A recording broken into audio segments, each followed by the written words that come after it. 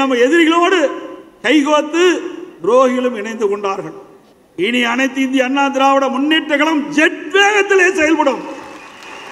இன்றைக்கு கொள்ளைப்புறத்தின் உள்ளாக ஆட்சியிலே அமர்ந்து கொண்டு செயலற்ற அரசாங்கமாக இன்றைக்கு காட்சியளிக்கின்றது. ஒரு பொம்மை முதலமைச்சர் இந்த நாட்டை ஆண்டு கொண்டிருக்கின்றார். அதனால் மக்கள் படுகின்ற துன்பம் ஏராளம். சாதனை என்று சொன்னால் ஊழல் செய்வதிலே சாதனை, வேறு எதிலையும் சாதனை கிடையாது. எல்லா துறையிலும் ஊழல், ஊழல் இல்லாத துறையே கிடையாது. இந்தியாவிலேயே ஊழலுக்காக கலைக்கப்பட்ட ஒரு அரசாங்கம் என்று சொன்னால் அது திமுக அரசாங்கம் தான். ஊழலுக்காக கலைக்கப்பட்ட அரசாங்கம். ஒரு அமைச்சருக்கு நீதிமன்றத்தின் மூலமாக தண்டனை கிடைச்சிருக்குது. இன்னும் பல பேருக்கு தண்டனை கிடைக்க காத்து கொண்டிருக்கின்றார்கள். அந்த முன்னால் இருக்கிற வரிசையெல்லாம் போயிடும். அந்த சட்டமன்றத்தில் முன் வரிசையில் அமர்ந்து கொண்டிருக்கின்ற மந்திரிகள் எல்லாம் மக்களை பார்க்கல, நீதிமன்றத்துக்கு எப்பொழுது தீர்ப்பு வரும் என்று எதிர்நோக்கி கொண்டிருக்கிறார்கள். இந்த நாடாளுமன்ற தேர்தலுக்குள்ள பல பேர் எந்த இடத்துல இருக்கணுமோ அந்த இடத்துல அவர் இருப்பார்கள். இன்னும் சூடு சொரணை இல்லை. நீதிமன்றம் கொடுத்த தீர்ப்பு, நீதிமன்றம் அற்புதமான கருத்தை சொன்ன பிறகு கூட இன்னும் அமைச்சரவையிலிருந்து விடுவிக்காத இருக்கிறது. காரணம், விடுவிச்சுட்டா இவரை பற்றி சொல்லிட்டா அவரிடத்தில் இவர் போயிடுவார். இருக்கிற முதலமைச்சர் அவருடைய இடத்திற்கு வரவழைச்சாலும் பயம். ஆகவேதான் இன்று வரை இதற்கு மௌனம் காக்கின்றார். திமுக அரசாங்கத்துக்கு இறங்க முகம் தொடங்கிவிட்டது. இந்த முதலமைச்சருக்கு தான் ஒன்றுமே தெரியாத, இதுதான் பொம்மை முதலமைச்சர். இப்படி பொம்மைக்கு சாய் கொடுத்தா கை தட்டு பாருங்க, அப்படித்தான் இப்போ ஆண்டுகிட்டு இருக்காரு. அப்போ ஒரு அம்மா நடந்து போயிட்டு இருக்கிறாங்க. ஸ்டாலின் வந்தாரு, நீச்சல் அடிக்க விட்டாருங்க. ஸ்டாலின் வந்தாரு, நீச்சல் அடிக்க விட்டாராம். இப்பொழுதே புகையை தொடங்கி விட்டது. எப்பொழுது பார்த்தாலும் விடியா திமுக அரசு, திமுக முதலமைச்சர் தமிழ் தமிழ் என்று பேசுவார். அங்கே ஏன் குரல் கொடுக்கவில்லை? இதுதான் திமுகவுடைய இரட்டை வேடம் வெளிச்சத்துக்கு வந்து விட்டது. இப்படி உதயநிதி ஸ்டாலின் கேட்குறீங்க, உங்கள் அப்பாவுக்கு பேனா வைக்கிறதுக்கு, உங்கள் தாத்தாவுக்கு பேனா வைக்கிறதுக்கு பணம் எங்கிருந்து? 83 கோடி. உதயநிதி ஸ்டாலின் விளையாட்டுத்துறை அமைச்சர் விளையாட்டாக பேசிட்டு இருக்காரு. யாரோட விளையாட வேண்டாம்? மக்கள் துன்பமாக இருக்கின்ற இந்த நேரத்தில் விளையாட்டு வேணும். சென்னை மாநகரத்தில் கார் ரேஸ் விடணும். ஃபார்முலா காரா, ஃபார்முலா 4 நினைக்கிறேன். அந்த கார் ரேஸ் விடுறதுக்கு 42 கோடி செலவழிக்கிறார். 42 கோடியில் அந்த கார் பந்தை நடத்துவதற்கு சாலை அமைக்கிறாங்க. யார் விட்டு பணத்தை யார் கொடுக்குது? இன்னைக்கு மக்களுடைய வரி பணம் எப்படி ஊதாரித்தனமாக செயல்படுகிறது என்பதை எண்ணி பார்க்க வேண்டும். பொன்மனச்செம்மல் புரட்சி தலைவர் எம்ஜிஆர் அவருடைய ஆசையோடும், இதே புரட்சி தலைவி அம்மா அவருடைய ஆசையோடும் என்னை அனைத்து இந்திய அண்ணா திராவிட முன்னேற்ற கழகத்தினுடைய பொதுச் செயலாளராக தேர்ந்தெடுத்த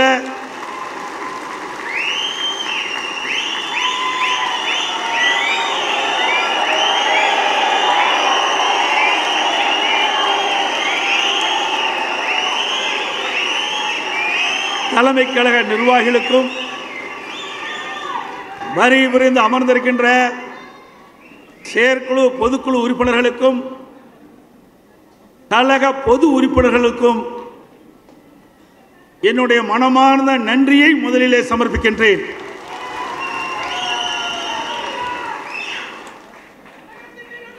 எனக்கு அனைவரும் சிறப்பான முறையிலே கட்சி பணியாற்றிட முழு ஒத்துழைப்பு நல்க வேண்டும் என்று இருகரம் கூப்பி வேண்டி உங்களை கேட்டுக்கொள்கின்றேன்.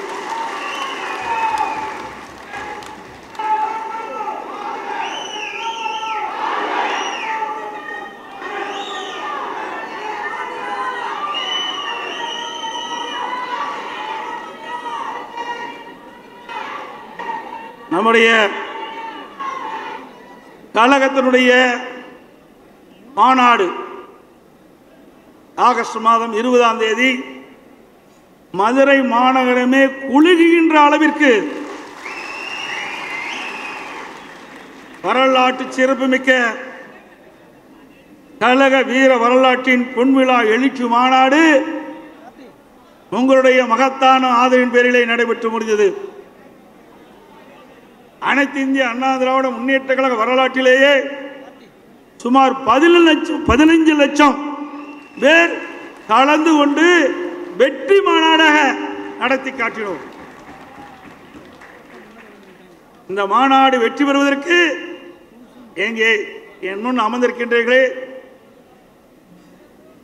நகர கழக செயலாளர்கள், ஒன்றிய கழக செயலாளர்கள், பேரூர் கழக செயலாளர்கள், பகுதி கழக செயலாளர்கள், மாவட்ட கழக செயலாளர்கள், மேடையிலே வீட்டிருக்கின்ற தலைமை கழக நிர்வாகிகள், நாடாளுமன்ற சட்டமன்ற உறுப்பினர்கள் அனைவரும் ஒருமித்த கருத்தோடு நீங்கள் பணியாற்றிய காரணத்தினால்தான் மதுரையில் நடைபெற்ற கழக வீர வரலாற்றின் பொன்விழா எழுச்சி மாநாடு மிகச் சிறப்பாக எழுச்சியாக எதிரிகள் அஞ்சுகின்ற அளவுக்கு அந்த மாநாடு நடைபெற்று முடிந்தது. அந்த மாநாட்டை பற்றி இன்றைக்கு இருக்கின்ற விளையாட்டு அமைச்சர் திரு உதயநிதி ஸ்டாலின் அவர்கள் விமர்சித்து பேசினார். அண்ணா திமுக மாநாட்டை போல எங்க மாநாடு இருக்காது.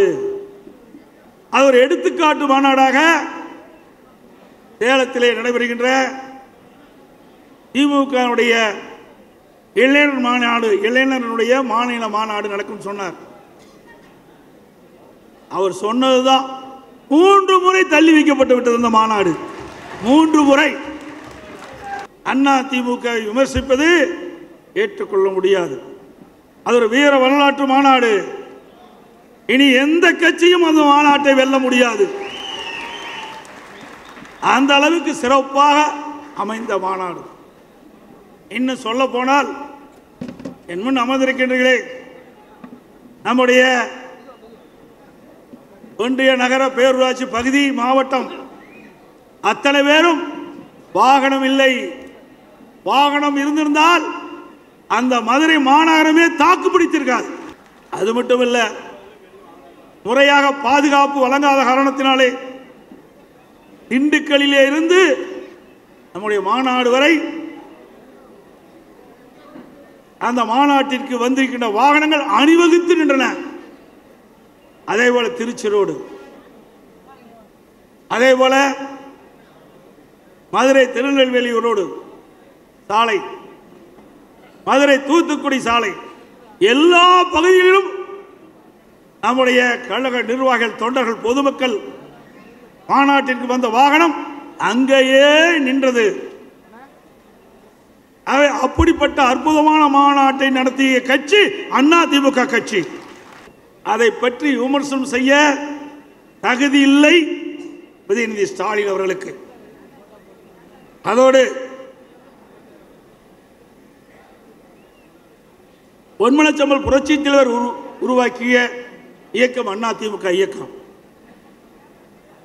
இது உயிரோட்டமுள்ள கட்சி. எந்த கொம்பனாலும் அண்ணா திமுகவை அழிக்கவோ ஒடுக்கவோ முடக்கவோ முடியவே முடியாது. புரட்சி தலைவர் எம்ஜிஆர் அவர்கள் இந்த இயக்கத்தை தோற்றுவிக்கும் போது தீய சக்தி திமுகவை அழிப்பதுதான் அண்ணா திமுகவுடைய முதல் கடமை என்று சொல்வார்கள்.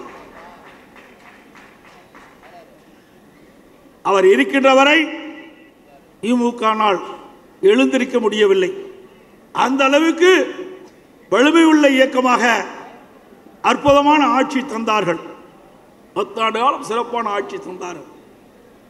அதற்கு பிறகு இதே புரட்சி தலைவி அம்மா அவர்கள் பல்வேறு சோதனைகளை சந்தித்து அந்த சோதனைகளெல்லாம் சாதனைகளாக்கி பொன்மனச்சம்பல் புரட்சி தலைவர் எம்ஜிஆர் கண்ட கனவை நனவாக்கின்ற விதமாக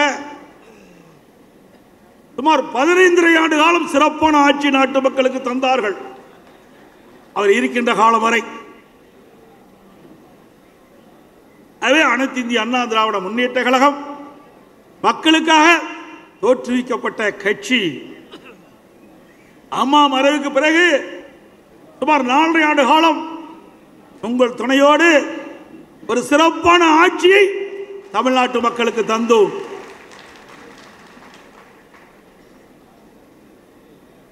நான் இதே புரட்சி தலைவி அம்மா அவர்கள் சட்டமன்றத்திலே எழுச்சி உரையாற்றினார்கள். எனக்கு பின்னாலும் இன்னும் எத்தனை நூற்றாண்டுகள் வந்தாலும் அனைத்து இந்திய அண்ணா திராவிட முன்னேற்ற கழகம் மக்களுக்காகவே இயங்கும் என்ற வாக்குறுதியை சட்டமன்றத்திலே அளித்தார்கள். அந்த வாக்குறுதியை நாம் அத்தனை பேரும் ஒன்றாக இணைந்து நாம் நிறைவேற்றிக் கொண்டிருக்கின்றோம். இந்தியாவிலே எத்தனையோ கட்சி இருக்கின்றன, தமிழகத்திலும் எத்தனையோ கட்சி இருக்கின்றது. ஆனால் சோதனை மேல் சோதனையை சந்தித்த ஒரே கட்சி அதிமுக கட்சி ஒன்றுதான். அத்தனை சோதனைகளும் படிக்கட்டாக்கி வெற்றி கண்டதும் அதிமுக கட்சி ஒன்றுதான். எத்தனை வழக்குகள், கொஞ்ச நெஞ்ச வழக்குகளா? அத்தனை வழக்குகளும் நீதி, தர்மம், உண்மை வென்றது. இதுதான் சரித்திரம். என்னிடத்திலே வழக்கறிஞர் பாலமுருகன் அவர்கள் வருவார். அறிவிச்சவர் வழக்கறிஞர், மாநில உறுப்பினர், கழக அமைப்பு செயலாளர் அறிவிச்சவர் சி வி சண்முகம் அவர்கள் அனுப்பி வைப்பார். நான் வக்காலத்தில் கையெழுத்து போட்டுக்கிட்டே இருப்பேன். இப்போ எத்தனை தான் கையெழுத்து போடுறது கணக்கே தெரியலையே. ஆனால் கணக்கு தெரியாத அளவுக்கு வழக்கு தொடர்றாங்க. நாம் அதோட அது அஃபிடவிட்டில் 50 பக்கம் 100 பக்கம் கையெழுத்து போட்டுகிட்டே இருப்பேன். எப்போ இவ்வளவும் தேவையா? ஆமாண்ணா, எதிரிகள் அந்த அளவுக்கு நம்ம இருக்கிறாங்க. அவர்களை வெல்ல வேண்டும் என்று சொன்னால் சட்ட நுணுக்கத்தோடு நாம் கையாள வேண்டும் என்று சொல்லுவார். அந்த அளவுக்கு வழக்குகளை சந்தித்த இயக்கம்தான் அதிமுக இயக்கம். தீய சக்தி திமுக நம்மை எவ்வளவோ சீண்டி பார்க்கின்றது. இந்த இயக்கத்தை முடக்க எவ்வளவோ பாடுபடுகிறார்கள். எனக்கு முன்னாலே அறிவிச்சவர் சி வி சண்முகம் அவர்களை குறிப்பிட்டதை போல நம்ம எதிரிகளோடு கைகோத்து துரோகிகளும் இணைந்து கொண்டார்கள். இருவரும் சேர்ந்து இயக்கத்தை உடைக்க எவ்வளவோ முயற்சி செய்தார்கள். அத்தனையும் உங்களுடைய துணையோடு, இருவரும் தன்னுடைய அருள் ஆசியோடு வென்று காட்டினோம். ஒவ்வொரு முறை பொதுக்குழு நடைபெறும். அப்பொழுது நடைபெறுகின்ற பொழுதெல்லாம் ஒரு உணர்வுபூர்வமாக நம்முடைய முகத்திலே ஏதோ ஒரு பதற்றத்தோடு நாம் பொதுக்குழுவிலே சந்திப்போம். ஆனால் இந்த பொதுக்குழு அனைவருடைய முகத்திலும் மகிழ்ச்சி பொங்குகிறது.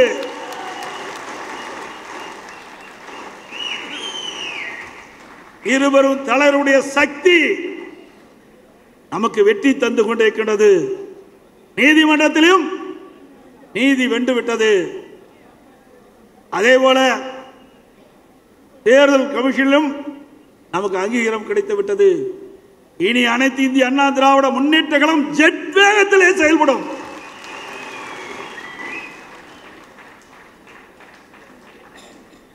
தமிழகத்திலேயே அதிக தொண்டர் கொண்ட ஒரே இயக்கம் அனைத்து இந்திய அண்ணா திராவிட முன்னேற்ற கழக இயக்கம். இந்த இயக்கம் வலிமையாக இருக்கின்ற காரணத்தாலே, இந்த இயக்கம் மக்களுக்கு சேவை செய்து கொண்டிருக்கின்ற காரணத்தாலே அதிக அளவிலே அனைத்து இந்திய அண்ணா திராவிட முன்னேற்ற கழக உறுப்பினராக தங்களை இணைத்துக் கொண்டிருக்கின்றார்கள். சுமார் 2 கோடிக்கும் மேற்பட்ட உறுப்பினர்கள் இன்றைக்கு இணைந்திருக்கின்றார்கள் அதிமுகவிலே. வேற எந்த கட்சிக்கும் இவ்வளவு உறுப்பினர் தமிழகத்திலே கிடையாது. அந்த பெருமையும் அதிமுகவுக்கு தான் கிடைத்திருக்கின்றது. அதே போல புதிய உறுப்பினர்கள் பெண்கள் அதிகமான பேர் இடம்பெற்றிருக்கின்றார்கள். இளைஞர்கள் அதிகமான பேர் இடம்பெற்றிருக்கின்றார்கள். படித்தவர்கள் அதிகமான பேர் இடம்பெற்றிருக்கின்றார்கள். ஆகவே தொழிலாளிகள் அதிகம் பேர் இடம்பெற்றிருக்கின்றார்கள். ஆக அனைத்து தர மக்களும் உறுப்பினராக கொண்ட ஒரே கட்சி அனைத்து இந்திய அண்ணா திராவிட முன்னேற்ற கழக கட்சி. அனைத்து இந்திய அண்ணா திராவிட முன்னேற்ற கழக பொன்மனச்செம்மல் புரட்சித் தலைவர் எம்ஜிஆர் காலத்திலும் சரி, இதே புரட்சித் தலைவர் அம்மாவுடைய ஆட்சி காலத்திலும் சரி, ஏழை எளிய ஒடுக்கப்பட்ட நசுக்கப்பட்ட தாழ்த்தப்பட்ட கடைக்கோட்டில் வசிக்கின்ற ஒரு ஏழை சாமானியன் கூட உயர்ந்த நிலைக்கு வர முடியும் என்ற ஆய்வு செய்த ஒரே கட்சி தமிழகத்திலே அதிமுக கட்சி ஒன்றுதான். புரட்சித் தலைவி அம்மா அவர்கள் அமைதி, வளம், வளர்ச்சி, இதுதான் அதிமுகவுடைய தாரக மந்திரமாக எடுத்துக்கொண்டு செயலாற்றி மக்களிடத்திலே மிகப்பெரிய பேராதரவை பெற்றார்கள். தமிழகத்திலேயே 234 தொகுதியிலும் அனைத்து இந்திய அண்ணா திராவிட முன்னேற்ற கழகம் இரட்டை சின்னத்திலே போட்டியிட்டு வெற்றி கண்ட இயக்கம் என்று சொன்னால் அது அண்ணா திமுக கட்சி ஒன்றுதான். அதே போல பொன்மனச்செம்மல் புரட்சித் தலைவர் எம்ஜிஆர் அவர்கள் மனிதநேயம், சமத்துவம், சகோதரத்துவம் இவையே தாரக மந்திரமாக கொண்டு நாட்டு மக்களுக்கு சிறப்பான ஆட்சி தந்தார்கள். ஆக இருவரும் தலைவர்கள் அனைத்து இந்திய அண்ணா திராவிட முன்னேற்ற கழகம் சிறந்த ஆட்சி கொடுத்தது என்று மக்களிடத்திலே பெயரை பெற்ற கட்சி அண்ணா திமுக கட்சி. அனைத்து இந்திய அண்ணா திராவிட முன்னேற்ற கழகம் தமிழகத்திலே சுமார் 30 ஆண்டு காலம் ஆட்சி செய்த பெருமை நம்முடைய கட்சிக்கு தான் இருக்கின்றது. வேற எந்த கட்சியும் 30 ஆண்டு காலம் தமிழகத்திலே ஆண்ட கட்சி கிடையாது. 30 ஆண்டு காலம் ஆட்சி செய்த காலத்திலே தான் இன்றைக்கு தமிழகம் இந்தியாவிலேயே முதல் மாநிலமாக திகழ்ந்து கொண்டிருக்கின்றது. 30 ஆண்டு கால ஆட்சியிலே பொன்மனச்செம்மல் புரட்சித் தலைவர் எம்ஜிஆர், புரட்சித் தலைவி அம்மா மறைவுக்கு பிறகு அம்மாவுடைய அரசு எடுத்த முயற்சி, போடப்பட்ட திட்டங்கள், நிறைவேற்றப்பட்ட பணிகள், அதன் மூலமாக தமிழகம் இன்றைக்கு மிகப்பெரிய வளர்ச்சியை எட்டியிருக்கின்றது. இதற்கு காரணம் அண்ணா திமுக கட்சி, அண்ணா திமுக அரசாங்கம். அதேபோல கண்ணுக்கு தெரியாத வைரஸ் கொரோனா தொற்று நோய் உலகத்தையே அதர வைத்த நோய் கொரோனா வைரஸ் தொற்று நோய். அப்பொழுது தமிழகத்திற்கும் அந்த நோய் கண்டறியப்பட்டது. கண்ணுக்கு தெரியாத வைரஸ் நோயும் நாம் முறியடித்த அரசாங்கம் அண்ணா திமுக அரசாங்கம். அந்த காலகட்டம் மிக மிக மிக ஒரு மோசமான காலகட்டம். அந்த கொரோனா வைரஸ் தொற்று எப்படி பரவுகின்றது என்று தெரியாமல் இருக்கின்ற காலகட்டம். அது எப்படி அந்த நோயுடைய தன்மை அறியாத காலகட்டம். அதற்கு எப்படி குணப்படுத்த, அந்த நோய் வந்தவர்களுக்கு எப்படி குணப்படுத்த வேண்டும் என்று அறியாத காலகட்டத்திலே அனைத்து இந்திய அண்ணா திராவிட முன்னேற்ற கழக அரசு சிறப்பாக செயல்பட்டு விலைக்கு மதிக்க முடியாத உயிரை காப்பாற்றிய அரசாங்கம் அண்ணா திமுக அரசாங்கம். ஆக்கி வைச்ச சாதத்தை சாப்பிடுவதை போல நாம் அனைத்தும் செய்து வைத்தோம். ஆட்சி மாற்றம், விடியா திமுக அரசு ஆட்சிக்கு வந்தது. அப்பொழுது கூட சரியான முறையிலே கொரோனா வைரஸ் பரவலை தடுக்க முடியாமல் திணறிய அரசுதான் விடியா திமுக அரசு. விடியா திமுக ஆட்சியிலே பல உயிர்களை இழந்திருக்கின்றோம். ஆனால் அனைத்து இந்திய அண்ணா திராவிட முன்னேற்ற கழக அரசு வேகமாக, துடிப்பாக, விவேகமாக செயல்பட்ட காரணத்தினாலே விலை மதிக்க முடியாத உயிர்கள் எல்லாம் காப்பாற்றிய அரசு அண்ணா திமுக அரசு என்பதை நாங்கள் பெருமையோடு சொல்ல கடைபெற்றுகின்றேன். அதாவது கொரோனா வைரஸ் தொற்று காலம், வேலைக்கு செல்ல முடியவில்லை தொழிலாளிகள், விவசாயிகள் உற்பத்தி செய்யப்பட்ட பொருளை விற்பனை செய்ய முடியவில்லை. எங்கேயும் வெளியே செல்ல முடியாத ஒரு சூழ்நிலை. வெளியில் சென்றால் காற்றின் மூலமாக தொற்று நோய் ஏற்பட்டு உயிருக்கு ஆபத்து ஏற்பட்டுவிடும். அப்படிப்பட்ட கொடிய நோய் இருக்கின்ற அந்த காலகட்டத்திலே மக்களை வாழ வைத்த அரசாங்கம் அண்ணா திமுக அரசாங்கம். 11 மாதம் ரேஷன் கடையிலே விலையில்லா பொருட்களை கொடுத்தோம், உணவுப் பொருட்களை கொடுத்த அரசாங்கம். விலையில்லா அரிசி, சர்க்கரை, எண்ணெய் கொடுத்தோம். தொழிலாளிகளுக்கு தேவையான உதவிகளை செய்தோம். ஒவ்வொரு குடும்ப அட்டைக்கும் 1000 ரூபாயை வழங்கினோம். இப்படி கொரோனா காலத்திலும் மக்களை வாழ வைத்த அரசாங்கம். பசியால் வாடிய ஏழை மக்களுக்கு அம்மா உணவகத்தின் மூலமாக நாள் ஒன்றுக்கு 7 லட்சம் உணவு கொடுத்த காப்பாற்றிய அரசாங்கம் அண்ணா திமுக அரசாங்கம். அப்படி சாதனை மேல் சாதனைக்கு சொந்தக்கார அரசாங்கம் சொந்தம் கொண்டாடுகின்ற கட்சி தான் அண்ணா திமுக கட்சி. திராவிட முன்னேற்ற கழகம் 2021 சட்டமன்ற பொதுத் தேர்தலின் போது இன்றைய முதலமைச்சர், அன்றைக்கு எதிர்க்கட்சி தலைவர், திராவிட முன்னேற்ற கழக தலைவராக இருக்கின்ற பொழுது சுமார் 520 அறிவிப்புகளை வெளியிட்டார். இதுவரைக்கும் நிறைவேற்றப்பட்டதா? நிறைவேற்றினாங்களா? இப்படி மக்களை ஏமாற்றி தந்திரமாக பேசி இன்றைக்கு கொள்ளைப்புறத்தின் உள்ளாக ஆட்சியிலே அமர்ந்து கொண்டு செயலற்ற அரசாங்கமாக இன்றைக்கு காட்சியளிக்கின்றது. ஒரு பொம்மை முதலமைச்சர் இந்த நாட்டை ஆண்டு கொண்டிருக்கின்றார். அதனால் மக்கள் படுகின்ற துன்பம் ஏராளம். இன்றைக்கு கூட இந்த ஆட்சியில் சாதனை என்று சொன்னால் ஊழல் செய்வதிலே சாதனை, வேற எதிலையும் சாதனை கிடையாது. கமிஷன், கலெக்ஷன், கரப்ஷன், இதுதான் திமுக ஆட்சியுடைய சாதனை. வேற என்ன சாதனை செஞ்சிருக்கிறாங்க? எல்லா துறையிலும் ஊழல், ஊழல் இல்லாத துறையே கிடையாது. நாள்தோறும் ஊழல். இந்தியாவிலேயே ஊழலுக்காக கலைக்கப்பட்ட ஒரு அரசாங்கம் என்று சொன்னால் அது திமுக அரசாங்கம் தான். ஊழலுக்காக கலைக்கப்பட்ட அரசாங்கம். ஸ்டாலின் எப்பொழுது பார்த்தாலும் நம்ம இயக்கத்தை பற்றி குறை சொல்லுவார். அண்ணா திமுக ஆட்சியில் தான் ஊழல் நடைபெற்றது என்று சொல்லி, இப்பொழுது எந்த ஆட்சியில் ஊழல் நடைபெற்று சிறையிலே இருக்கின்றார் என்பது நாட்டு மக்கள் அறிவார்கள். அண்மையிலே ஒரு அமைச்சருக்கு நீதிமன்றத்தின் மூலமாக தண்டனை கிடைச்சிருக்குது. இன்னும் பல பேருக்கு தண்டனை கிடைக்க காத்து கொண்டிருக்கின்றார்கள். அந்த முன்னால் இருக்கிற வரிசையெல்லாம் போயிடும். அந்த சட்டமன்றத்தில் முன் வரிசையில் அமர்ந்து கொண்டிருக்கின்ற மந்திரிகள் எல்லாம் மக்களை பார்க்கல,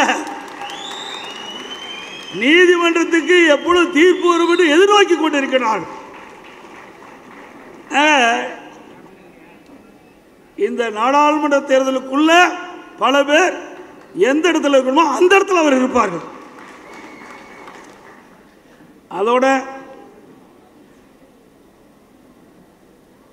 இன்றைக்கு ஒரு அமைச்சர் சிறையில் இருந்து கொண்டிருக்கிறார். யார் என்று உங்களுக்கு தெரியும். 5 மாசமா அழகா சொல்றீங்க, சிறையில் இருந்து. நம்முடைய நீதிமன்றம் ஒரு தீர்ப்பை வழங்குச்சு. ஒரு அமைச்சர் சிறையில் இருக்கின்றார்.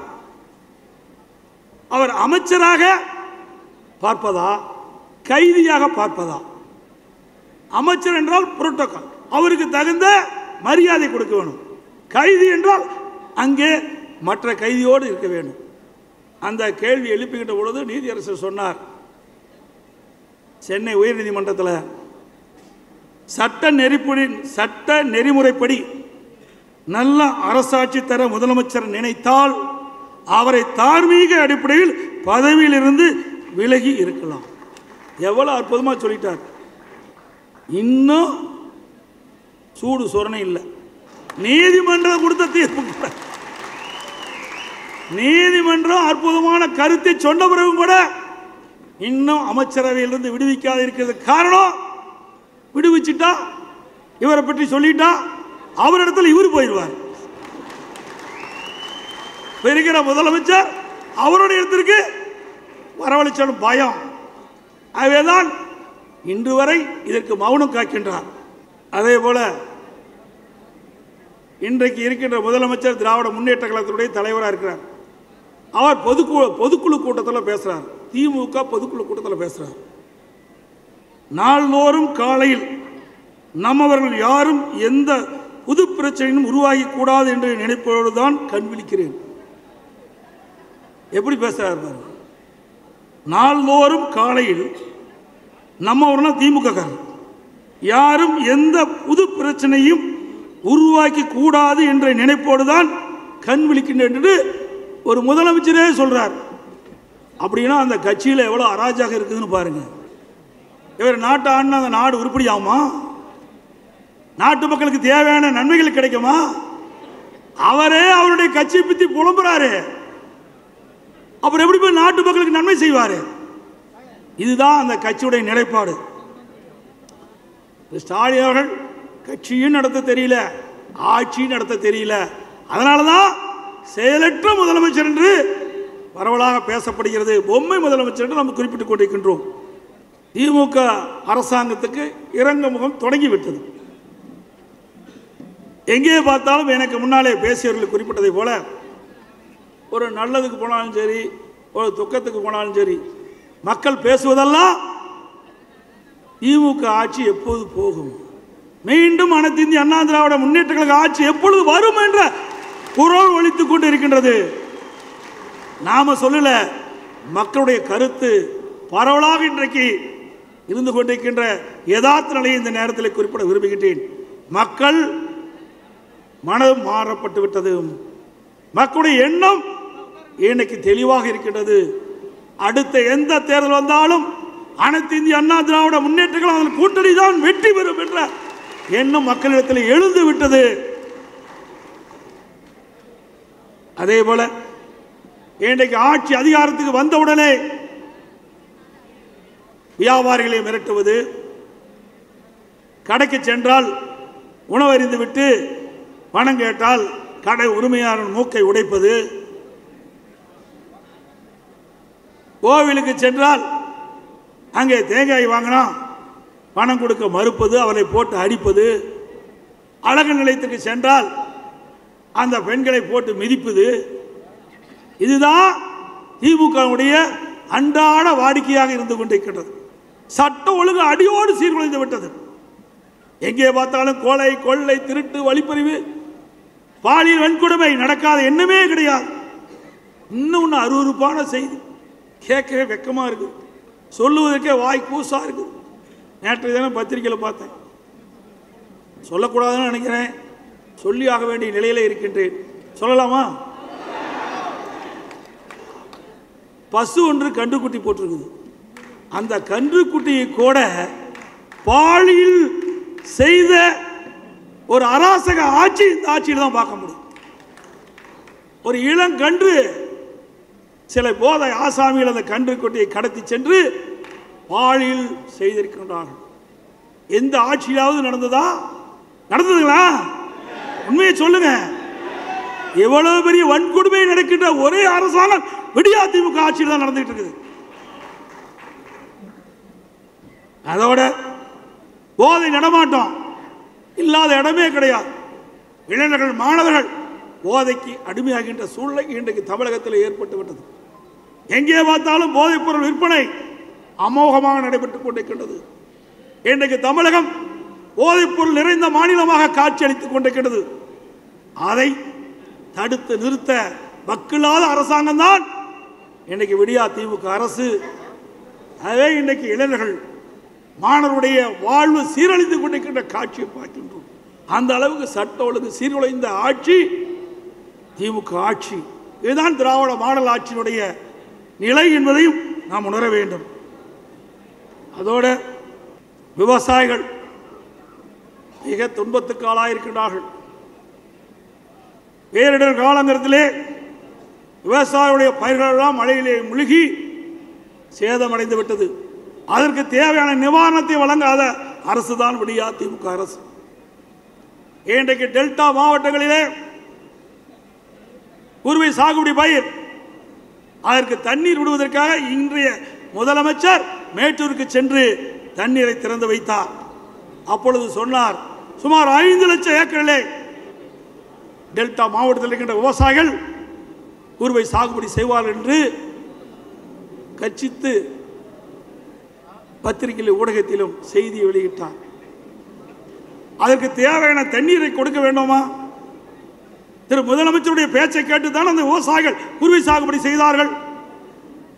குறுவை சாகுபடி செய்து ஒரு 1.5 மாதம் கழித்து அதுக்கு போதிய நீர் கிடையாது. 3 லட்சம் ஏக்கர் கருகி மிகுந்த சேதத்துக்கு உள்ளாயினார்கள் விவசாய பெருங்குடி மக்கள். அந்த விவசாயிகள், குறுவை சாகுபடி செய்த விவசாயிகள் பயிர் காப்பீட்டு திட்டத்தின் மூலமாக இடம்பெற செய்யாத காரணத்தினாலே அந்த இழப்பீட்டு தொகையும் அவர்களுக்கு கிடைக்கவில்லை. அதோடு அனைத்து இந்திய அண்ணா திராவிட முன்னேற்ற கழக ஆட்சி இருக்கின்ற பொழுது, பேரிடர் காலத்திலே இப்படிப்பட்ட சூழ்நிலை ஏற்படுகின்ற பொழுது பயிர் காப்பீட்டு திட்டத்தின் மூலமாக நெற்பயிருக்கு ஒரு ஹெக்டருக்கு சுமார் 84,000 ரூபாய் விவசாயிகளுக்கு வாங்கி கொடுத்தோம். அதோடு பாதிக்கப்பட்ட விவசாயிகளுக்கு ஒரு ஹெக்டருக்கு 20,000 ரூபாய் கொடுத்தோம். ஆனால் இந்த விடியா திமுக அரசு விவசாயிகளுக்கு முறையாக பயிர் காப்பீட்டு திட்டத்திலே இடம்பெற செய்யாத காரணத்தினாலே அந்த பயிர் காப்பீட்டு திட்டத்தின் மூலமாக பாதிக்கப்பட்ட விவசாயிகளுக்கு அந்த இழப்பீட்டு தொகை கிடைக்கவில்லை. அதோடு இந்த விடியா திமுக அரசு அந்த விவசாயிகளுக்கு வெறும் 13,500 ரூபாய் தான் கொடுத்தாங்க. அதுவும் NTRF தேசிய பேரிடர் நிவாரண நிதியில 17,000 ரூபாய் கொடுக்கணும்னு சொல்லியிருக்காங்க. அதை கூட குறைச்சு கொடுத்த அரசாங்கம் தான் விடியா திமுக அரசு. மத்திய அரசு நிர்ணயிக்கப்பட்ட தொகையை விட குறைவான தொகைதான் பாதிக்கப்பட்ட விவசாயிகளுக்கு நிவாரணமாக வழங்கிய அரசாங்கம் தான் இந்த விடியா திமுக அரசு என்பதை நேரத்தில் சுட்டிக்காட்ட கடமைப்பட்டுகின்றேன். அதே போல இன்னைக்கு விவசாயிகள் நாட்டுடைய முதுகெலும்பு, இரவல் வாராமல் ரத்தத்தை வேர்வையாக மண்ணிலே சிந்தி உழைக்கின்ற அந்த விவசாய பெருடி மக்கள் இந்த அரசு அநீதி இழைக்கின்றது, வஞ்சிக்கின்றது. திருவண்ணாமலை மாவட்டம் செய்யார் அந்த பகுதியிலே சிப்காட்டுக்கு நிலம் விரிவுபடுத்துவதற்காக இரவுகள் வாராமல் அந்த நிலங்களை பக்குவப்படுத்தி முப்போகம் விளையக்கூடிய பொன் விளைகின்ற பூமியாக அந்த மாவட்ட மக்கள் உருவாக்கி வைத்திருந்த அந்த நிலத்தை இந்த விடியா திமுக அரசு பறிக்க பார்த்தது. தன்னுடைய நிலம் பறிபோகிவிடும் என்ற அச்சத்தின் அடிப்படையிலே அவர்கள்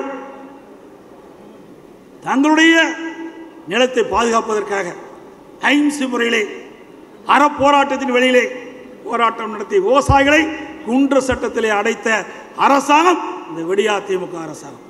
இதற்கெல்லாம் வருகின்ற நாடாளுமன்ற தேர்தலில் விவசாய பெருங்குடி மக்கள் தகுந்த பதிலடி கொடுப்பார். என்ன அந்த விவசாய குற்றம் செய்தான்? தன்னுடைய நிலம் பறிபோகிறது. அந்த நிலத்தை பாதுகாப்பதற்காக அறப்போராட்டம் நடத்துகின்றார். அவர்களை ஏன் குண்டர் சட்டத்திலே கைது செய்கின்றனர்? எந்த அரசாங்கம் இப்படிப்பட்ட செயல் ஈடுபட்டது கிடையாது. அதே போல இயற்கை சீற்றம், அனைத்து இந்திய அண்ணா திராவிட முன்னேற்ற கழகத்தில் பல புயல்கள் வந்தது. அத்தனை புயல்களும் புயல் வேகத்திலே நம்முடைய அரசாங்கம் வேகமாக துரிதமாக செயல்பட்டு அடிச்சுவடே இல்லாமல் அந்த பணியை அத்தனையும் நிறைவேற்றப்பட்ட அரசாங்கம் அண்ணா திமுக அரசாங்கம். இன்றைக்கு அண்மையில் மிக்ஸாம் புயல் வந்தது. அப்போ வெறும் மழை தான் பெஞ்சது, காற்று அடிக்கல. இதே காலகட்ட வர்தா புயல்ல பார்த்தீங்கன்னா கிட்டத்தட்ட கடுமையான சேதம் இந்த புயல் காற்றால் சென்னை மாநகரத்தில் மட்டும் 6 லட்சம் மரம் சாஞ்சு போயிருந்தது, சாய்ந்து கிடந்தன. சுமார் 2 லட்சம் குப்பைகள் தேங்கி கிடந்தது. அதை அத்தனையும் முறையாக அகற்றினோம். இன்றைய தினம் வெறும் மழை தான் பொழிஞ்சுது, அது 350 மரம் தான் சாய்ஞ்சது.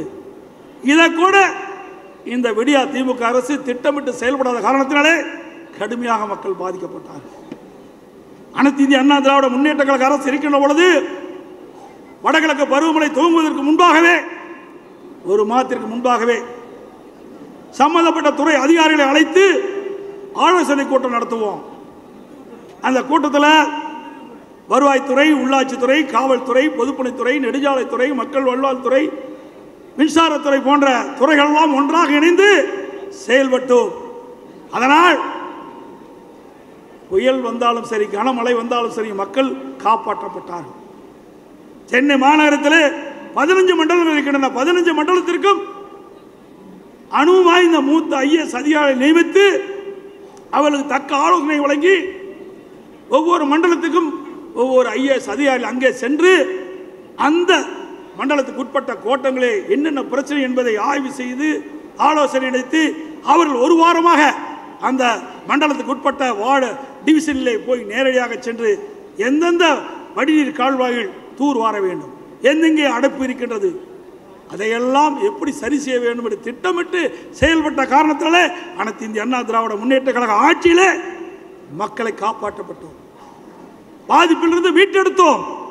இந்த விடியா திமுக ஆட்சியில் எதுவுமே செய்யல. ஒரு செயலற்ற முதலமைச்சர் இந்த முன்னெச்சரிக்கை நடவடிக்கை எதுவுமே எடுக்கல. அதனால சென்னை தண்ணீரிலே தத்தளித்தது. அது மட்டுமல்ல, அனைத்து இந்திய அண்ணா திராவிட முன்னேற்ற கழக ஆட்சி இருக்கின்ற பொழுது இந்த மண்டலத்துக்கு நியமிக்கப்பட்ட ஐஏஎஸ் அதிகாரிகள் எந்தெந்த கோட்டத்தில், எந்தெந்த சாலையில், எந்தெந்த வீதியில் எவ்வளவு தண்ணி தேங்கும், அதை எப்படி அப்புறப்படுத்த வேண்டும், அதற்கு என்ன திறன் கொண்ட மோட்டார் வேணும் என்று அரசுடைய கவனத்திற்கு கொண்டு வந்து 1400 மின் மோட்டார்களை நாங்கள் தயார் நிலையில் வைத்து எந்த பகுதியிலே அதிகமாக தண்ணி இருக்கின்றதோ அந்த பகுதியிலே எத்தனை குதிரை திறன் கொண்ட மோட்டார் மின் மோட்டாரை வைத்தால் ராட்சத மோட்டாரை வைத்து தண்ணீரை கட்டி உடனுக்குடன் நிவர்த்தி செய்த அரசாங்கம் அதிமுக அரசாங்கம். திரு ஸ்டாலின் அவர்களே, அதே போல உணவு அங்கங்கே சுமார் 400க்கும் மேற்பட்ட அம்மா உணவகங்கள் அங்கே இருந்தன. அங்கே சமைப்பதற்கு தேவையான ஆட்கள் இருந்தார்கள், பாத்திரங்கள் இருந்தது, உணவுக்கு தேவையான பொருட்கள் அங்கே வைத்திருந்தோம்.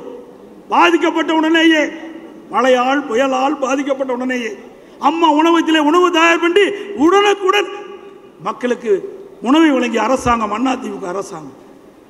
வேண்டுமென்றே திட்டமிட்டு அரசியல் காழ்ப்புணர்ச்சியின் காரணமாக அம்மா உணவகத்தை மூடிக்கொண்டிருக்கிறீர்கள். அதனால் இன்னைக்கு இந்த மிக்ஜாம் புயலிலே பாதிக்கப்பட்ட மக்களுக்கு முறையாக உணவு கொடுக்க முடியவில்லை. சிந்தித்து பாருங்கள். அனைத்து இந்திய அண்ணா திராவிட முன்னேற்ற கழக அரசு, அம்மாவுடைய அரசு, அம்மா இருக்கின்ற பொழுது எந்த காரணத்திற்காக அம்மா உணவகத்தை கொண்டு வந்தார்கள், அது எந்த அளவுக்கு பயனளித்தது என்பதை நீங்கள் எண்ணி பார்க்க வேண்டும்.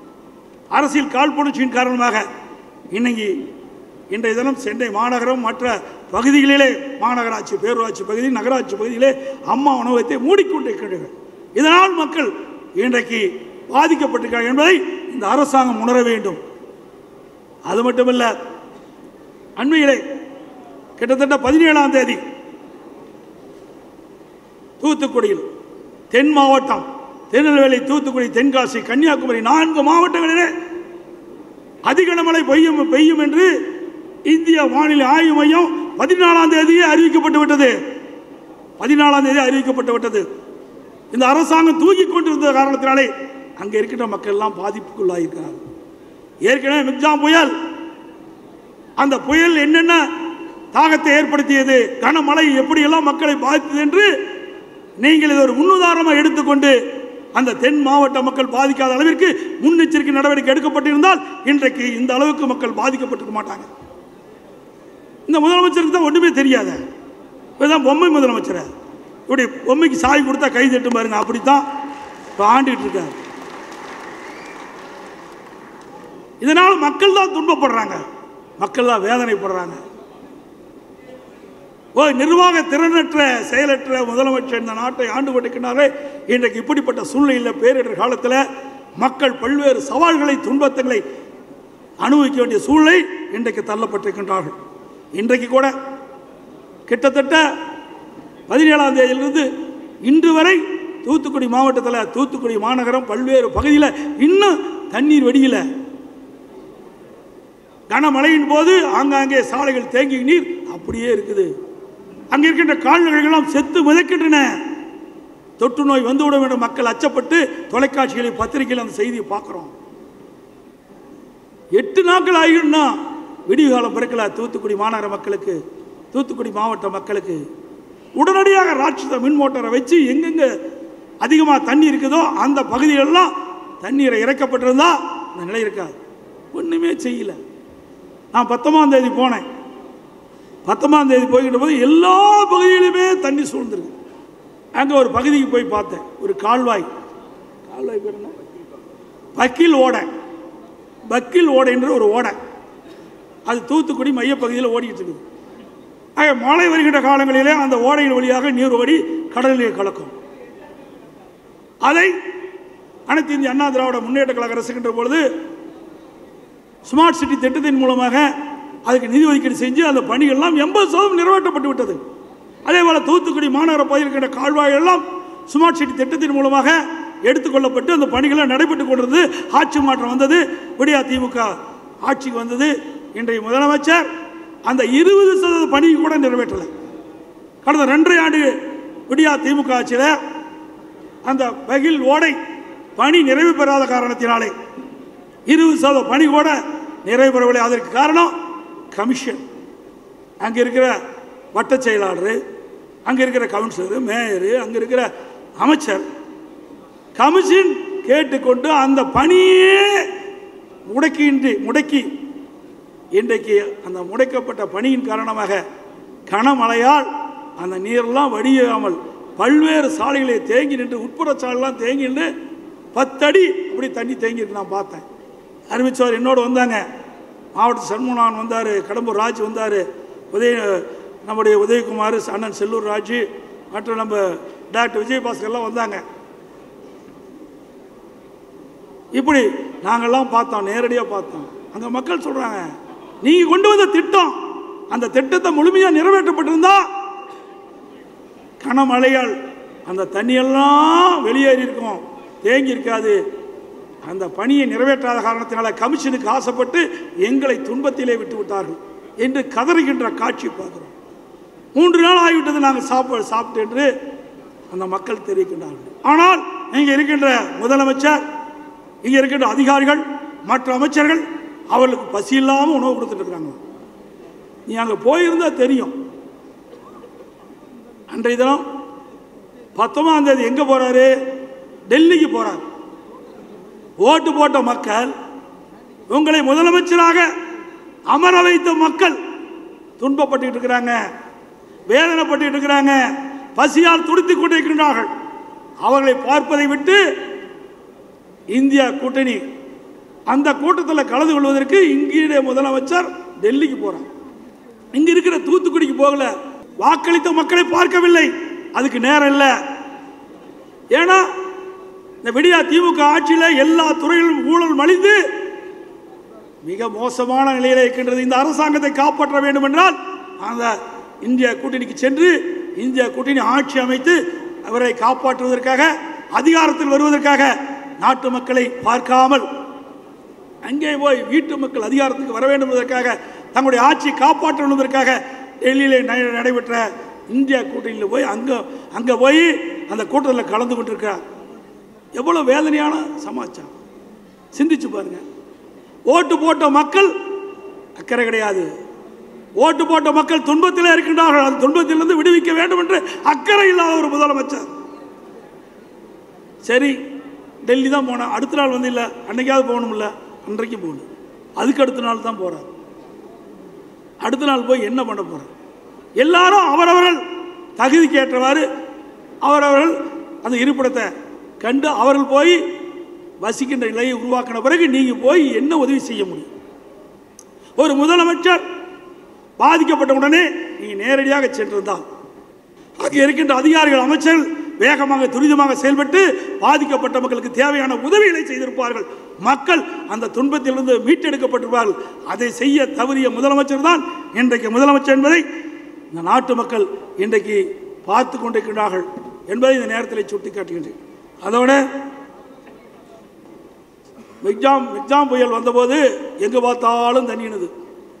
அதுக்கு முன்பு ஒரு அமைச்சர் சொல்றார், 20 சென்டிமீட்டர் மழை பெஞ்சா கூட ஒரு சொட்டு தண்ணீர் கூட நிற்காம வடிகால் வசதி செஞ்சிருக்குன்னு சொல்லி, ஒரு சொட்டு தண்ணியில் குளம்போல தங்கி இருந்தது. குளம்போல சென்னை மாநகரம் பூரா தேங்கி கிடந்தது. அப்போ ஒரு அம்மா நடந்து போயிட்டு இருக்கிறாங்க. தொலைக்காட்சியெல்லாம் வந்து நான் பார்த்தேன். ஸ்டாலின் வந்தாரு, நீச்சல் அடிக்க விட்டாருங்க. ஸ்டாலின் வந்தாரு, நீச்சல் அடிக்க விட்டாராம். எவ்வளவு கொடுமையான விஷயம்! இப்படிப்பட்ட ஒரு அரசாங்கத்தை வச்சுக்கிட்டு எப்படி நாட்டு மக்களுக்கு நன்மை செய்ய முடியும் என்பதை நாம் எண்ணி பார்க்க வேண்டும். இதையெல்லாம் மக்களிடத்தில் முறையாக நீங்கள் போய் எடுத்து சொல்ல வேண்டும். அதே போல இன்றைக்கு வெள்ள பாதிப்பை பற்றி எப்பொழுது பார்த்தாலும் திரு ஸ்டாலின் பேச 2015 நீ என்ன செஞ்ச? அதை பாரு, நீ என்ன செஞ்ச?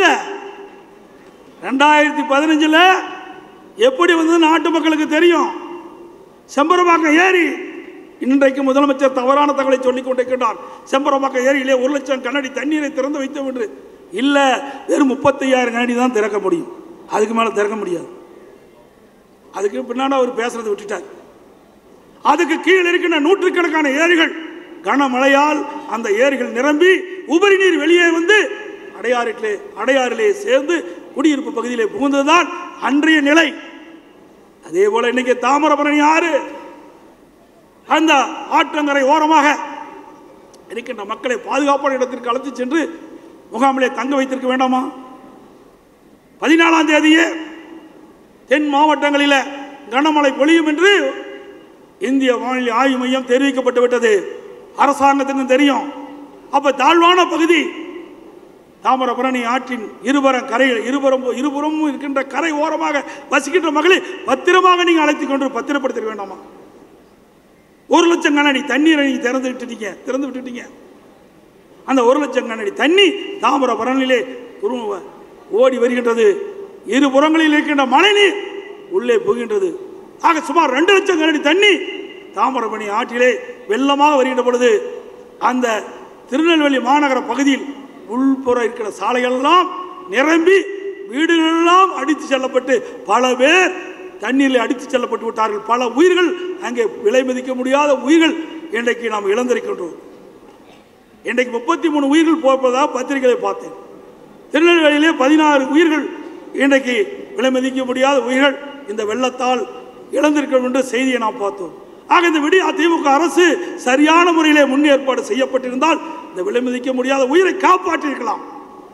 ஒரு திறமையில்லாத அரசாங்கம் இன்றைக்கு ஆண்டு கொண்டிருக்கின்ற காரணத்தினாலே இன்றைக்கு வானிலை ஆய்வு மையம் முன்னறிவிப்பாக கொடுத்தும் கூட முன்னெச்சரிக்கை நடவடிக்கை எடுக்காத காரணத்திலே இன்றைக்கு மக்கள் படுகின்ற துன்பம் ஏராளம்.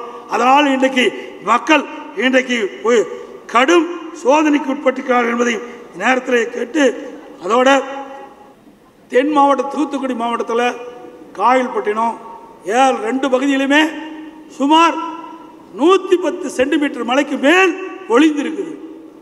அந்த மக்கள் எல்லாம் இன்றைக்கும் சாலை வசதி இல்லாமல், மின்சார வசதி இல்லாமல், மருத்துவ வசதி இல்லாமல் துடித்துக் கொண்டிருக்கிறார்கள்.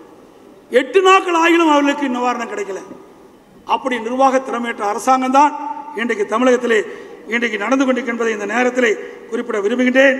அதோட இன்றைக்கு எப்பொழுது பார்த்தாலும் இந்த அதிமுக அரசாங்கம் நிதி இல்லைங்கிற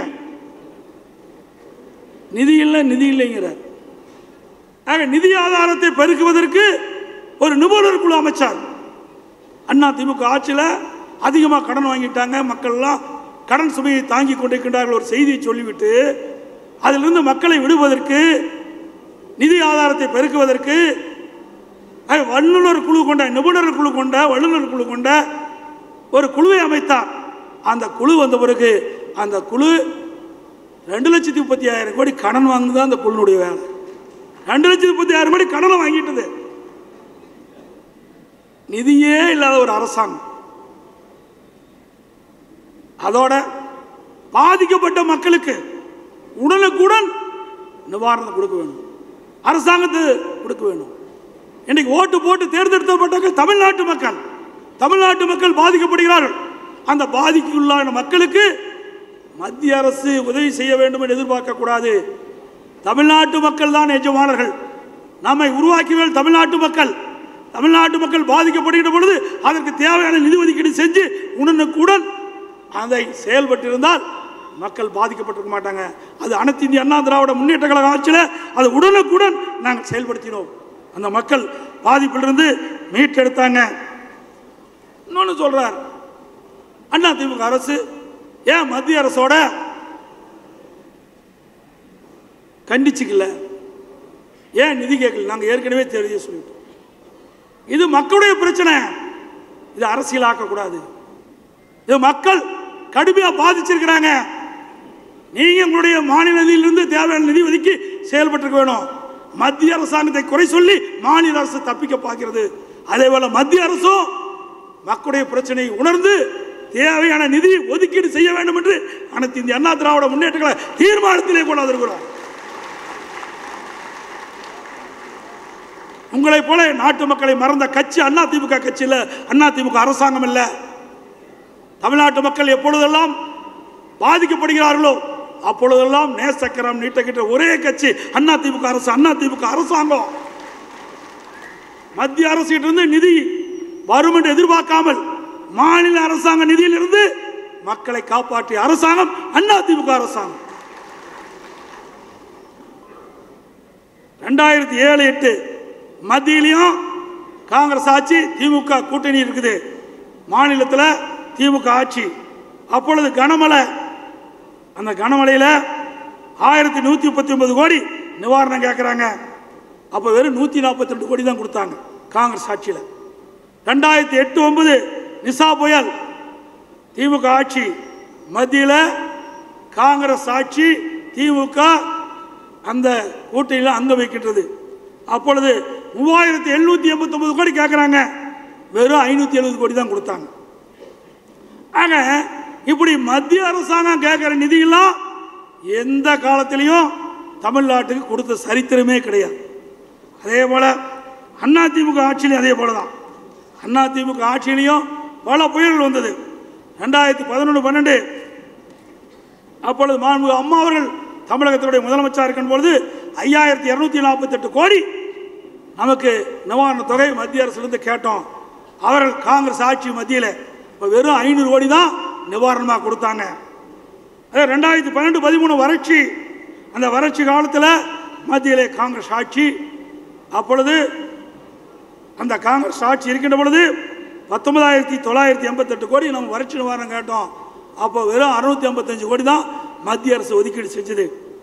2015-16 வெள்ளம், அப்போ 25,919 கோடி நாம் கேட்ட நிதி மத்திய அரசாங்கம் கொடுத்தது 1737 கோடி தான். பிஜேபி அரசாங்கம் இருந்தது. 2016-17 வறட்சி 39,525 கோடி மாநில அரசு, அம்மாவுடைய அரசு கேட்டது. அவள் விடுவித்த தொகை 1748 கோடி. 2016-17 வர்த்தா, அந்த வர்த்தா புயல் போது நாம் கேட்ட நிதி 22,573 கோடி. மத்திய அரசு விடுவித்தது வெறும் 276 கோடி தான், பிஜேபி அரசாங்கம்.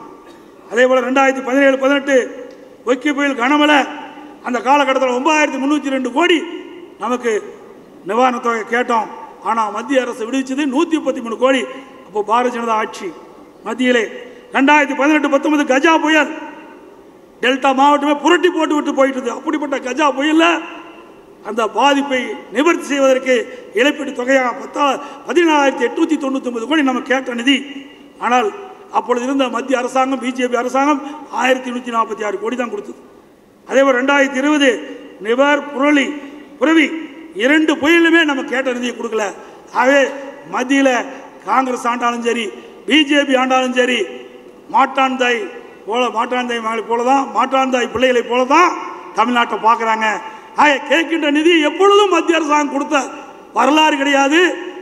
அனைத்து இந்திய அண்ணா திராவிட முன்னேற்ற கழகத்தை பொறுத்த வரைக்கும் மத்திய அரசு மனிதாபிமானத்தோடு மாநில அரசுக்கு தேவையான நிதி உதவியை அளிக்க வேண்டும் என்பது எங்களுடைய நிலைப்பாடு.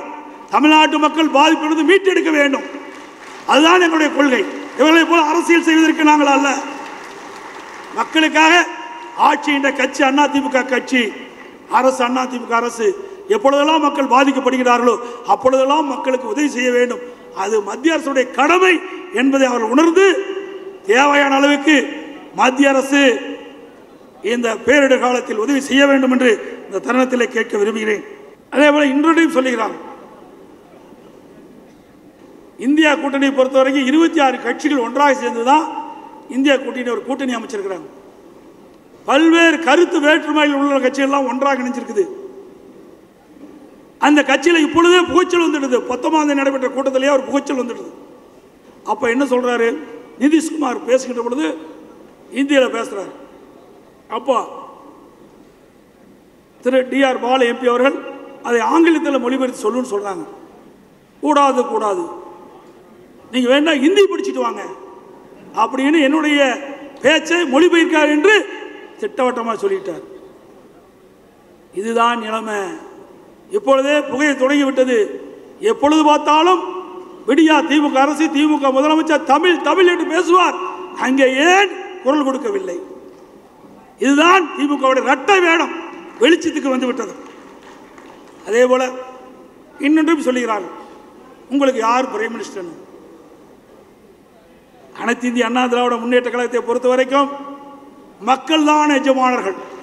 மக்களுக்காக தான் கட்சி, மக்களுக்காக தான் அரசாங்கம், பிரைம் மினிஸ்டருக்காக அல்ல. தமிழ்நாட்டு மக்கள் எப்பொழுதெல்லாம் பாதிப்பார்களோ அந்த பாதிப்பிலிருந்து மீட்டெடுத்துவதற்கு எங்களுடைய நாடாளுமன்ற தேவை. அவருடைய குரல் நாடாளுமன்றத்தில் ஒலிக்க வேண்டும். இங்க இருக்கின்ற வாக்களித்த அந்த வாக்கா பெருமக்களுடைய குரல் நாடாளுமன்றத்திலே ஒலிக்க வேண்டும். அதுதான் எங்களுடைய பிரதான எண்ணம். அதேபோல தமிழ்நாடு மக்களுக்கு தேவையான திட்டங்களை கொண்டு வர வேண்டும், தேவையான நிதியை மத்திய அரசிலிருந்து பெற வேண்டும். தமிழ்நாடு வளர்ச்சி பெறுவதற்கு அனைத்து இந்திய அண்ணா திராவிட முன்னேற்ற கழகம் இன்றைக்கு யார் பிரைம் மினிஸ்டர் என்று பார்க்கவில்லை, மக்கள் தான் வாக்களிக்கின்றார்கள். வாக்களிக்கின்ற மக்களுக்கு நன்மை கிடைக்க வேண்டும். நாம் கூட்டணியில் அங்க வச்சுக்கிறோம், வெற்றி பெற்றாங்க, ஆட்சி வந்துறாங்க. தமிழ்நாட்டு மக்களுக்கு விரோதமான செயல், பாதிக்கப்படுகின்ற செயல் வருகின்ற பொழுது கூட்டணி தர்மம் என்ற நிலையில தள்ளி விட்டுறாங்க. அப்ப நாம பாதிக்கிறோம். இனி அந்த நிலை கிடையாது. இன்றைக்கு தேசிய கட்சிகளை நம்பி பிரயோஜனம் இல்லை, தேசிய கட்சிகளை நம்பி பிரயோஜனம் கண்ட அனைத்து இந்திய அண்ணா திராவிட முன்னேற்ற கழகத்தை பொறுத்த வரைக்கும் வாக்களிக்கின்ற மக்கள் தான் எஜமானர்கள். அந்த மக்களுக்கு என்ன தேவை என்பதை நாடாளுமன்றத்திலே மக்கள் துணையோடு வெற்றி பெற்ற எங்களுடைய நாடாளுமன்ற அங்கே குரல் கொடுப்பார்கள். இன்னும் எண்ணி பாருங்க, அனைத்து இந்திய அண்ணா திராவிட முன்னேற்ற கழகத்தில் சுமார் 37 நாடாளுமன்ற இருந்தார்கள். அப்பொழுது காவிரி நதிநீர் பிரச்சனை வந்தது. அந்த நதிநீர் பிரச்சனைக்காக சுமார் 22 நாட்கள் நாடாளுமன்றமே ஒத்திவைக்கப்பட்டது. இது அதிமுக சாதனை. ஓட்டு போட்ட மக்களுக்கு தீர்வு காண்பதற்காக எங்களுடைய அனைத்து இந்திய அண்ணா திராவிட முன்னேற்ற கழக நாடாளுமன்றங்கள் தமிழ்நாடு விவசாய பொருடி மக்கள், தமிழ்நாட்டு மக்களுடைய நலன் கருதி 22 நாட்கள் நாடாளுமன்றத்திலே ஒத்திவைக்கப்பட்ட காட்சி இன்றைக்கும் நினைவு கொள்ள கடைப்பட்டு. திமுக நீட் தேர்வு என்று சொல்லுகிறீர்களே, நீட் தேர்வுக்காக நாடாளுமன்றத்தில் குரல் கொடுத்து நாடாளுமன்றத்திலே ஒத்திவைக்கின்ற தெம்பு திராணி உங்களுக்கு இருக்குதா? கிடையாது. எப்பொழுது பார்த்தாலும் நீட் தேர்வு ரத்து என்று சொல்லீர்கள். தேர்தல் வருகின்ற பொழுது சொன்னீர்கள். 2021 சட்டமன்ற பொதுத் தேர்தலும் போது திரு ஸ்டாலின் சொன்னார், திரு உதயநிதி ஸ்டாலின் சொன்னார், நாங்கள் ஆட்சிக்கு வந்தவுடன் நீட் தேர்வு ரத்து செய்வதற்கு முதல் கையெழுத்தினாரு. இப்போ 50 லட்சம் பேர் கையெழுத்து வாங்கிட்டு இருக்கிறேன். 50 லட்சம் பேர் கையெழுத்து வாங்கிட்டு யார்ட்டு கொண்டு கொடுப்பேன்? யார்ட்டு கொண்டு கொடுப்பேன்? சொல்லுங்க பார்க்கலாம். எப்படி மக்களை ஏமாற்றுகிறார்கள்? அதுக்கு பிறகு திரு உதயநிதி ஸ்டாலின் சொன்னார், நீட் தேர்வு ரத்து செய்வதற்கு ரகசியம் இருக்குன்னு சொன்னார். என்ன ரகசியம்? 50 லட்சம் பேர் கையெழுத்து வாங்குறதா ரகசியம்? எப்படியெல்லாம் மக்களை ஏமாற்றுகின்ற அரசாங்கம் என்பதை, எப்படியெல்லாம் ஏமாற்றுகின்ற கட்சி திமுக கட்சி என்பதை நாம் உணர வேண்டும் என்று நேரத்தில் தெரிவித்து இன்னொன்றையும் சொல்றார். திரு ஸ்டாலின் அவர்கள் சட்டமன்றத்தில் சிறுபான்மை மக்கள் பற்றி பேசுகின்ற பொழுது முதலமைச்சர் திரு ஸ்டாலின் பேசுகிறார், எதிர்கட்சி தலைவருக்கு திடீர்னு எப்படி சிறுபான்மை மக்களுக்கு பாசம் பொங்கிட்டு சொன்னார். அனைத்து இந்திய அண்ணா திராவிட முன்னேற்ற கழகத்தை பொறுத்த வரைக்கும் பொன்மனச்செம்மல் புரட்சி தலைவர் எம்ஜிஆர் காலத்திலும் சரி, இதயம் புரட்சி தலைவி காலத்திலும் சரி, அம்மா அரசு இருக்கின்ற பொழுதும் சிறுபான்மை மக்களை அரண் போல் காக்கப்பட்ட கட்சி அதிமுக கட்சி, அதிமுக அரசாங்கம். இன்றைக்கு நாம் பாரதிய ஜனதா கூட்டணியிலிருந்து விலகிவிட்ட பிறகு ஸ்டாலினுக்கு தூக்கமே போச்சு. ஏன்னா சிறுபான்மை மக்களை ஏமாற்றி வாக்குகளை பெற்றுக் கொண்டு வந்தார். ஆட்சிக்கு வந்து 2.5 ஆண்டு காலத்தில் சிறுபான்மை மக்களுக்கு எந்த நன்மையும் செய்யல. அவர் வைத்த கோரிக்கை எதுவுமே நிறைவேற்றல. ஆகவே சிறுபான்மை மக்களுடைய வாக்கு சிதறிவிடும் என்ற அச்சத்தில் இன்றைக்கு ஏதோ புலம்பிக் கொண்டிருக்கிற காட்சியை பத்திரிகையில் ஊடகத்திலும் பார்க்கிறோம். திரு ஸ்டாலின் அவர்களே, நாங்கள் தெளிவுபடுத்தி விட்டோம். அனைத்து இந்திய அண்ணா திராவிட முன்னேற்ற கழக கட்சி பாரதிய ஜனதா கட்சியுடைய கூட்டணி இல்லை என்பதை தெளிவுபடுத்தி விட்டோம்.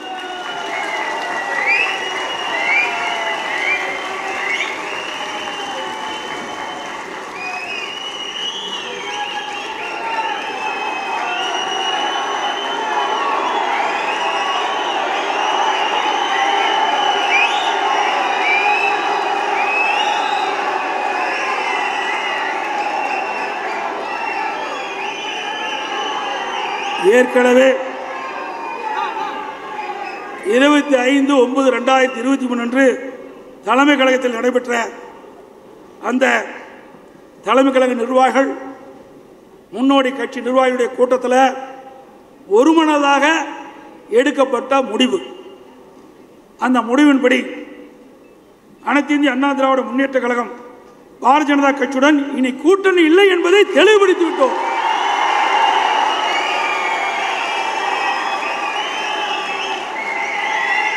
ஸ்டாலின் அவர்களே, சிறுபான்மை மக்கள்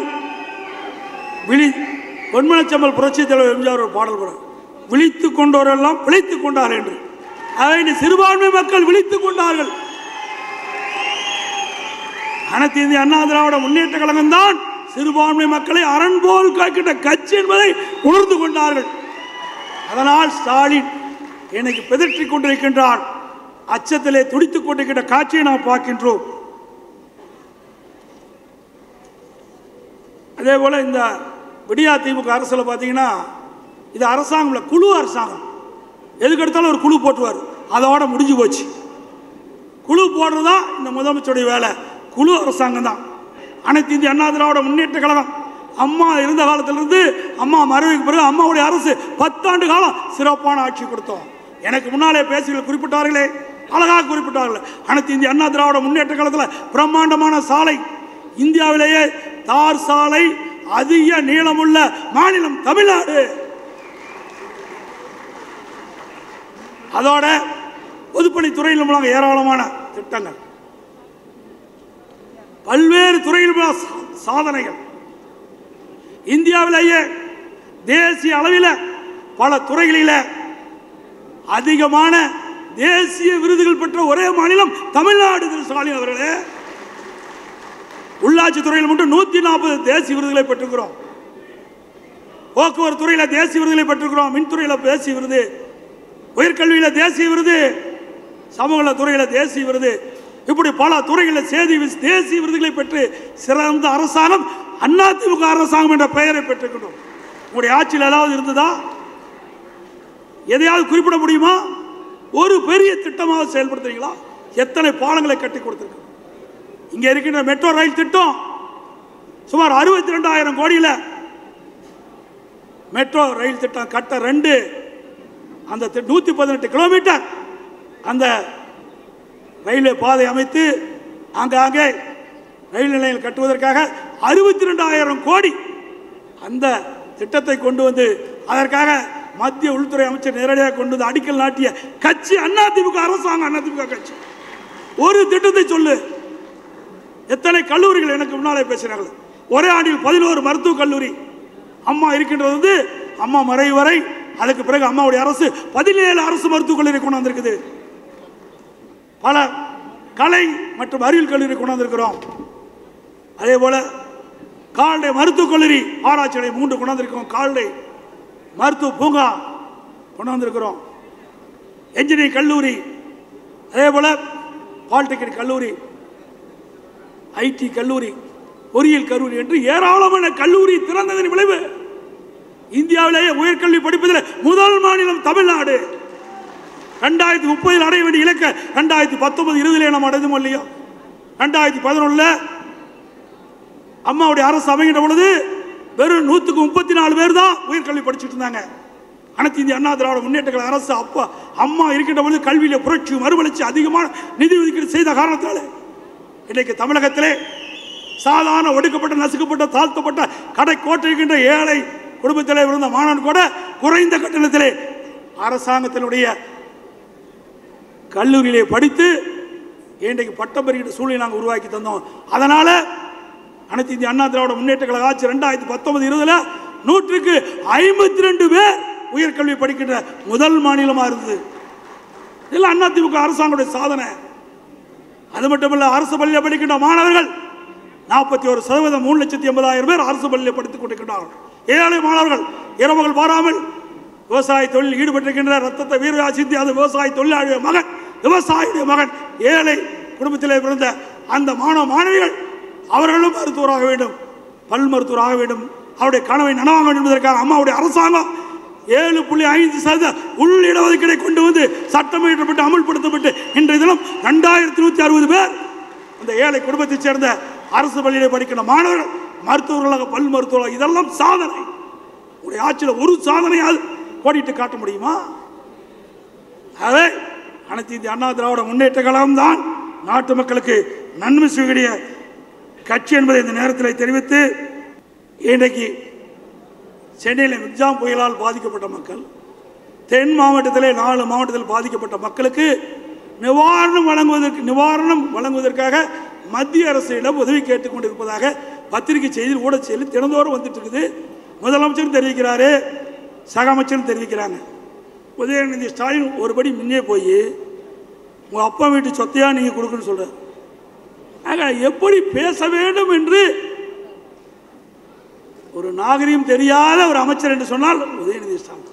மக்கள் எப்படி துன்பப்பட்டிருக்கிறாங்க, நீ எதை வேணாலும் பேசிக்கிட்டு போயிடுவ. அதனால் யார் பாதிக்கப்படுறாங்க?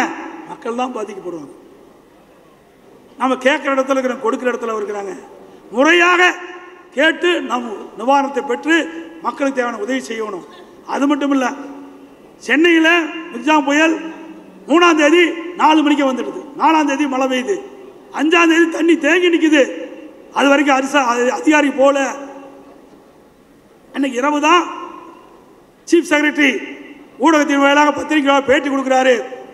எங்கெங்கெல்லாம் தண்ணி அதிகமாக தேங்கி இருக்குதோ அங்கெல்லாம் தண்ணீரை வெளியேற்றுவதற்காக என்எல்சி நிறுவனத்திலிருந்து ராட்சச மின் மோட்டரை கேட்டுன்னு சொல்கிறாங்க. என்னைக்கு 5ஆம் தேதி இரவு அவர் பேட்டி கொடுக்குறாரு. அது வரைக்கும் முன்னேற்பாடை செய்யல.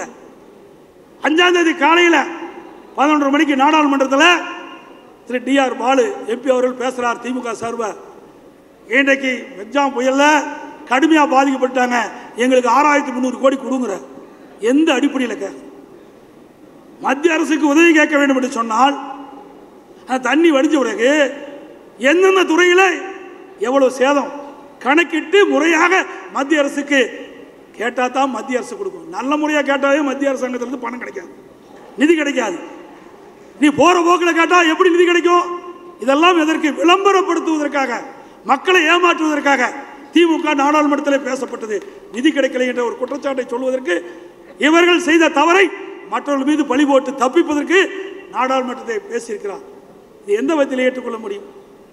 இதையெல்லாம் வேண்டும் என்று திட்டமிட்டு இந்த விடியா திமுக அரசு செயல்படாத காரணத்திலே தான் இன்றைக்கு மக்கள் பாதிக்கப்படுகின்ற நிலை இந்த நேரத்தில் சொல்லி, நேரம் அதிகமாகி போச்சு. இன்னும் இதெல்லாம் படித்து இன்னும் 1 மணி நேரம் ஆகும். பேசினா 1 மணி நேரம். நிறைய குறைகள் இருக்குது, இந்த அரசாங்கத்தின் மீது நிறைய குறைகள் இருக்குது. செயலற்ற முதலமைச்சர் இருக்கின்ற காரணத்தினாலே மக்கள் படுகின்ற துன்பங்கள் ஏராளம். அத்தனையும் சொல்லணும்னா இன்னும் 1 மணி நேரம் ஆகும்.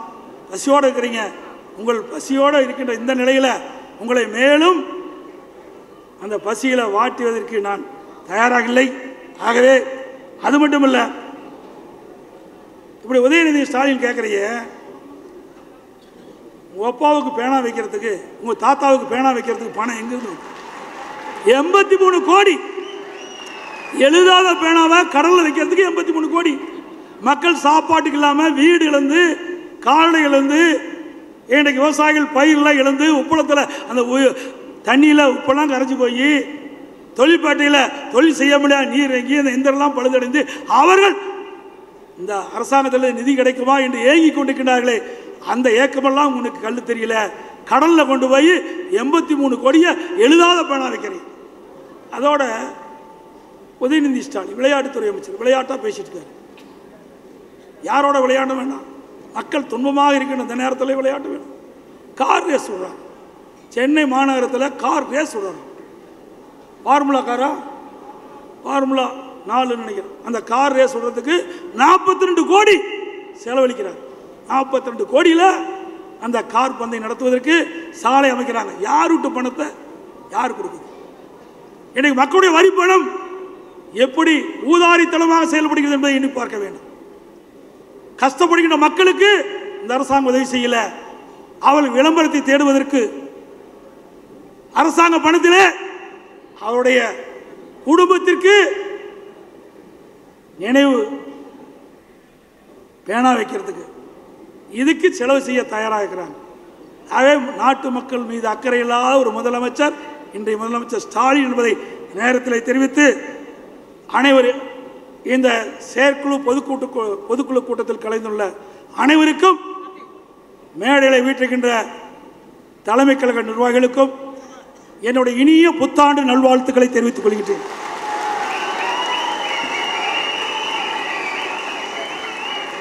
பிறக்கின்ற புத்தாண்டு அதிமுகவுக்கு மகிழ்ச்சி ஆண்டாக இருக்கும்.